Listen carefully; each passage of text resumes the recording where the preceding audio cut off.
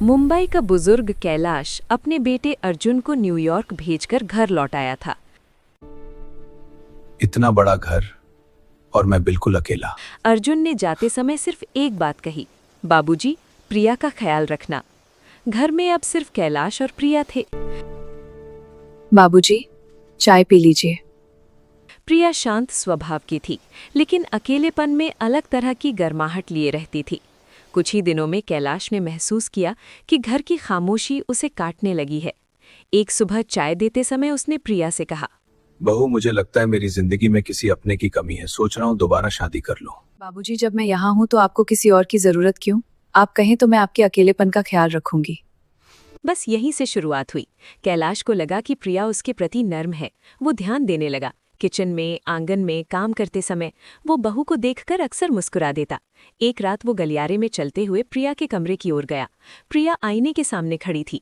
उसके कदमों की आवाज से वो चौंक गई। बाबूजी, कुछ चाहिए?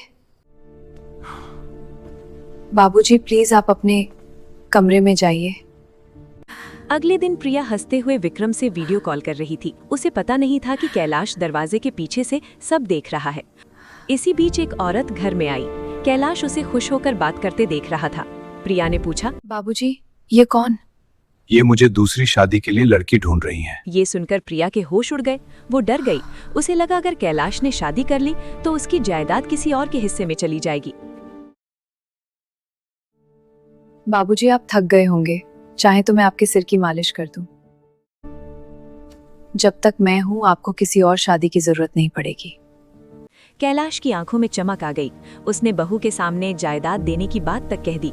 लेकिन उसी रात उसने कमरे में कुछ तलाशना शुरू किया।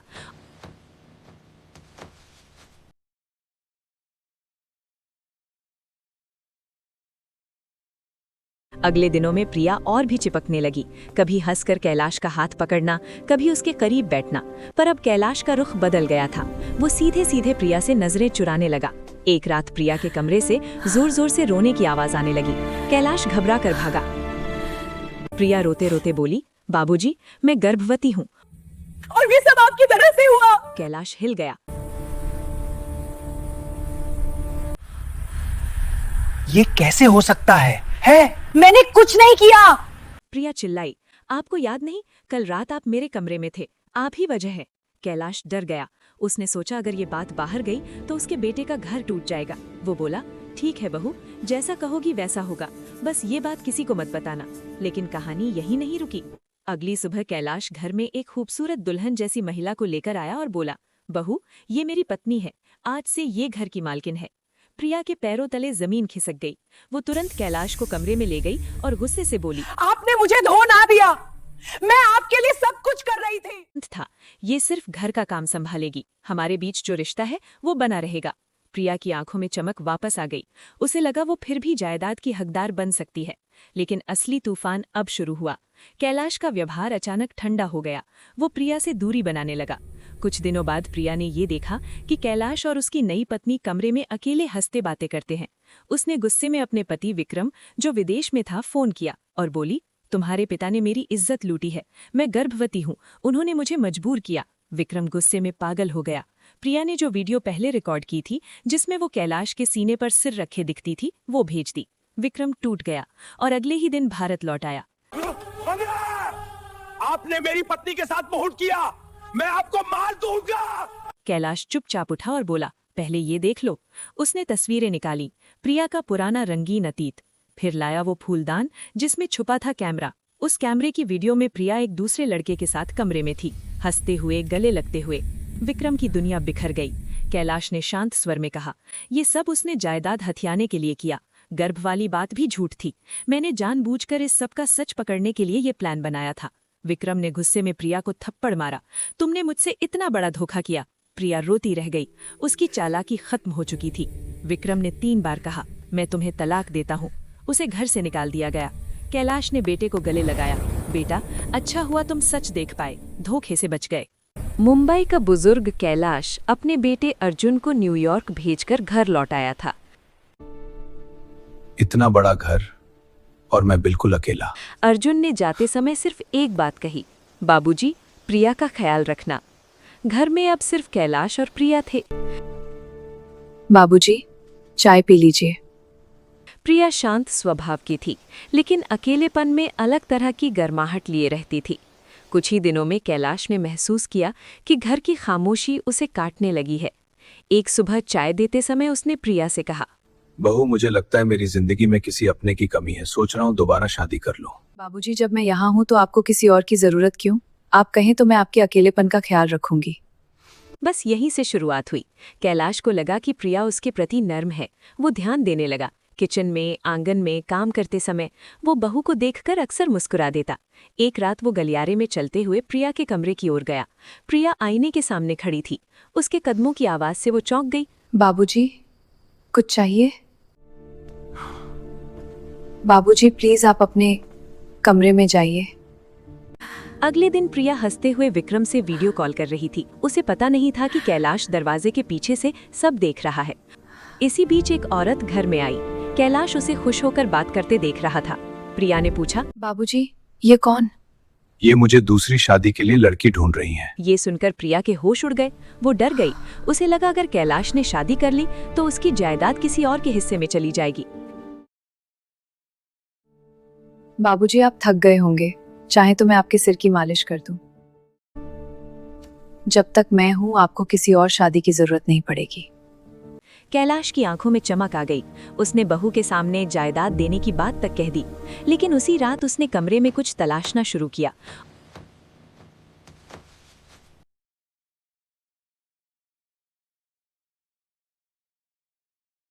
अगले दिनों में प्रिया और भी चिपकने लगी।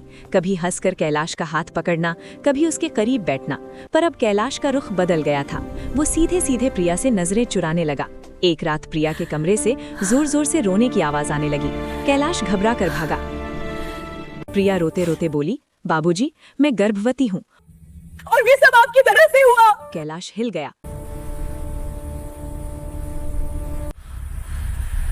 ये कैसे हो सकता है? मैंने कुछ नहीं किया।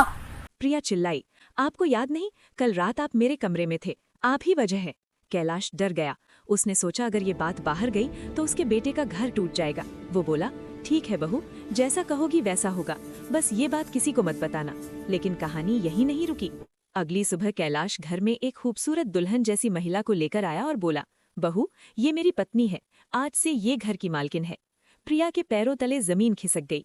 वो तुरंत कैलाश को कमरे में ले गई और गुस्से से बोली, आपने मुझे धो ना दिया। मैं आपके लिए सब कुछ कर रही थी। था ये सिर्फ घर का काम संभालेगी। हमारे बीच जो रिश्ता है वो बना रहेगा। प्रिया की आंखों में चमक वापस आ गई। उसे लगा वो फिर भी जायदाद की हकदार बन सकती है। लेकिन असली तूफान अब शुरू हुआ। कैलाश का व्यवहार अचानक ठंडा हो गया। वो प्रिया से दूरी बनाने लगा। कुछ दिनों बाद प्रिया ने ये देखा कि कैलाश और उसकी नई पत्नी कमरे में अकेले हंसते बातें करते हैं। उसने गुस्से में अपने पति विक्रम, जो विदेश में था, फोन किया और बोली, तुम्हारे पिता ने मेरी इज्जत लूटी है। मैं गर्भवती हूँ। उन्होंने मुझे मजबूर किया। विक्रम गुस्से में पागल हो गया। प्रिया ने जो वीडियो पहले रिकॉर्ड की थी, जिसमें वो कैलाश के सीने पर सिर रखे दिखती थी, वो भेज दी। विक्रम टूट गया और अगले ही दिन भारत लौट आया। आपने मेरी पत्नी के साथ बहुत किया। मैं आपको मार दूंगा। कैलाश चुपचाप उठा और बोला, पहले ये देख लो। उसने तस्वीरें निकाली। प्रिया का पुराना रंगीन अतीत। फिर लाया वो फूलदान जिसमें छुपा था कैमरा। उस कैमरे की वीडियो में प्रिया एक दूसरे लड़के के साथ कमरे में थी, हंसते हुए, गले लगते हुए। विक्रम की दुनिया बिखर गई। कैलाश ने शांत स्वर में कहा, ये सब उसने जायदाद हथियाने के लिए किया। गर्भ वाली बात भी झूठ थी। मैंने जानबूझकर इस सब का सच पकड़ने के लिए ये प्लान बनाया था। विक्रम ने गुस्से में प्रिया को थप्पड़ मारा। तुमने मुझसे इतना बड़ा धोखा किया। प्रिया रोती रह गई। उसकी चालाकी खत्म हो चुकी थी। विक्रम ने 3 बार कहा, मैं तुम्हें तलाक देता हूँ। उसे घर से निकाल दिया गया। कैलाश ने बेटे को गले लगाया, बेटा, अच्छा हुआ तुम सच देख पाए, धोखे से बच गए। मुंबई का बुजुर्ग कैलाश अपने बेटे अर्जुन को न्यूयॉर्क भेजकर घर लौट आया था। इतना बड़ा घर और मैं बिल्कुल अकेला। अर्जुन ने जाते समय सिर्फ एक बात कही, बाबूजी, प्रिया का ख्याल रखना। घर में अब सिर्फ कैलाश और प्रिया थे। बाबूजी, चाय पी लीजिए। प्रिया शांत स्वभाव की थी, लेकिन अकेलेपन में अलग तरह की गर्माहट लिए रहती थी। कुछ ही दिनों में कैलाश ने महसूस किया कि घर की खामोशी उसे काटने लगी है। एक सुबह चाय देते समय उसने प्रिया से कहा, बहू, मुझे लगता है मेरी जिंदगी में किसी अपने की कमी है। सोच रहा हूँ दोबारा शादी कर लूं। बाबूजी, जब मैं यहाँ हूँ तो आपको किसी और की जरूरत क्यों? आप कहें तो मैं आपके अकेलेपन का ख्याल रखूंगी। बस यहीं से शुरुआत हुई। कैलाश को लगा कि प्रिया उसके प्रति नर्म है। वो ध्यान देने लगा। किचन में, आंगन में काम करते समय वो बहू को देखकर अक्सर मुस्कुरा देता। एक रात वो गलियारे में चलते हुए प्रिया के कमरे की ओर गया। प्रिया आईने के सामने खड़ी थी। उसके कदमों की आवाज से वो चौंक गई। बाबूजी, कुछ चाहिए? बाबूजी, प्लीज आप अपने कमरे में जाइए। अगले दिन प्रिया हंसते हुए विक्रम से वीडियो कॉल कर रही थी। उसे पता नहीं था कि कैलाश दरवाजे के पीछे से सब देख रहा है। इसी बीच एक औरत घर में आई। कैलाश उसे खुश होकर बात करते देख रहा था। प्रिया ने पूछा, बाबूजी, ये कौन? ये मुझे दूसरी शादी के लिए लड़की ढूंढ रही हैं। ये सुनकर प्रिया के होश उड़ गए। वो डर गई। उसे लगा अगर कैलाश ने शादी कर ली तो उसकी जायदाद किसी और के हिस्से में चली जाएगी। बाबूजी, आप थक गए होंगे, चाहे तो मैं आपके सिर की मालिश कर दूं। जब तक मैं हूं आपको किसी और शादी की जरूरत नहीं पड़ेगी। कैलाश की आंखों में चमक आ गई। उसने बहू के सामने जायदाद देने की बात तक कह दी। लेकिन उसी रात उसने कमरे में कुछ तलाशना शुरू किया।